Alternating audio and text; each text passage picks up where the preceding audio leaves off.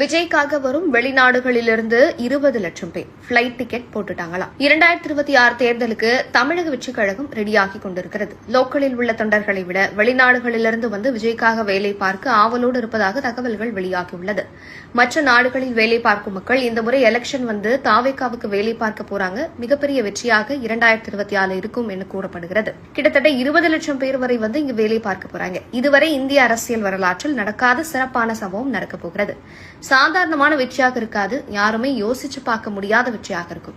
எல்லோருமே ரெடியாக இருக்கிறார்கள். பல நாடுகளிலிருந்து கிட்டத்தட்ட 11 லட்சம் பேர் வரை ஏப்ரல் மாதம் விடுமுறை போட்டுவிட்டு இப்போதே பிளைட் டிக்கெட் புக் செய்துள்ளார்கள் என தாவேகா சேர்ந்த ரஞ்சனா நாச்சியார் சொல்லியிருக்கிறார். இவர் சொல்வது 100% உண்மை. ஏனென்றால் எனது குடும்பம் அனைத்தும் வெளிநாட்டிலிருந்து விடுமுறையை தேர்தல் என்று தேர்ந்தெடுத்திருக்கிறோம். அதற்கு ஒரே பதில் விஜய் என சொல்கிறார்கள் வெளிநாடு வாழ் தமிழர்கள். ஆக தமிழக தேர்தல் தளபதி தேர்தலாக மாறிவிட்டது என சொல்லலாமா?